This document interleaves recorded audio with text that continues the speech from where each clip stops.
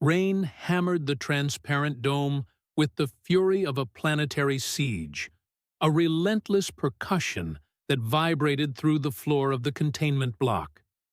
In the flickering shadows, Thomas Lang moved with a traitor's quiet intent.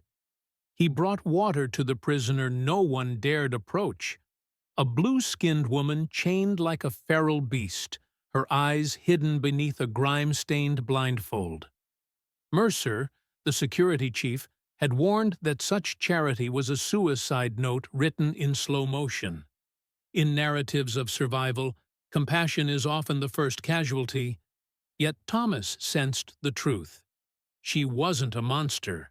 She was a mirror held up to their own brutality. When the storm finally breached the dome, the illusion of safety shattered alongside the glass. It wasn't just the elements pouring in. Black-clad raiders, darker than the storm itself, descended to purge the facility. They sought to erase the anomaly. Amidst wailing sirens and amber emergency lights, Thomas freed her. Her name was Elra. Together they fled, not as captor and captive, but as fugitives in a crumbling reality. Confronted by a mercenary in the ruin, Elra issued a chilling ultimatum. 3 heartbeats. Thomas ripped the blindfold from her face. The revelation was absolute. Her eyes were pools of liquid mercury, bottomless and terrifying. They didn't just see. They reflected the soul's deepest fissures. The raider looked into that abyss and saw his own monstrosity magnified. He fled, broken by the sheer weight of self-recognition.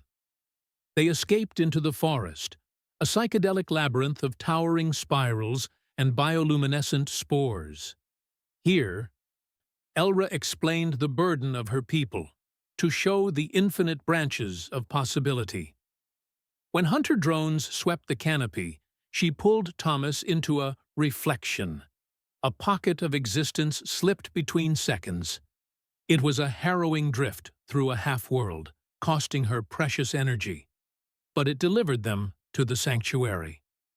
A crystal spire dominated the clearing, humming with a frequency that felt like a memory. They were met by the surviving Tessera, Trick, hostile and scarred, and Narissa, watchful. To stay, Thomas had to endure the unthinkable, a psychic dissection. The alien leader probed his mind, flaying his memories to ensure his empathy wasn't a mask. He survived the violation, proven innocent by his own loneliness.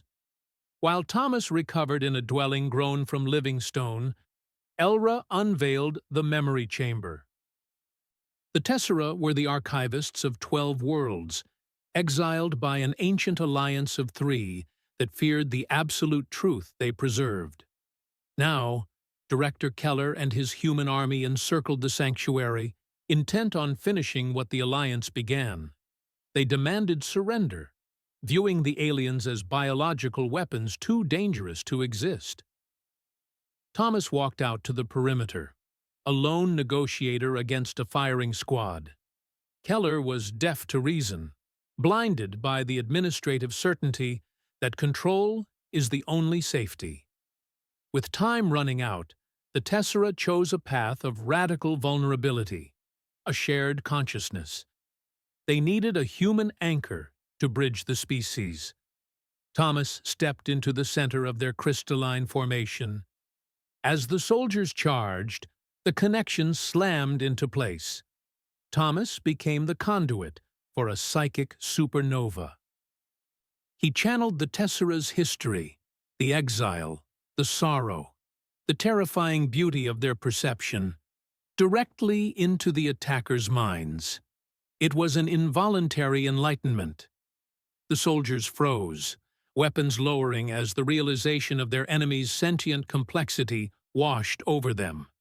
Even Keller was brought to his knees, his worldview fractured by empathy. Thomas woke cycles later. The siege had broken, replaced by a tentative truce. The troops had withdrawn, their hostility dismantled by the truth they had been forced to feel. Elra sat beside him, her mirrored eyes catching the soft light of the dwelling. She asked him to remain, to be the voice that spanned the divide. It is a profound irony that we often find our true selves only when we are lost in the reflection of another. Thomas took her hand, looking into those mercurial pools. He saw not just his face, but 1,000 potential futures, all beginning with this single choice. He was no longer Thomas Lang, technician of Dome 7. He was the bridge, and for the first time, the path forward was clear.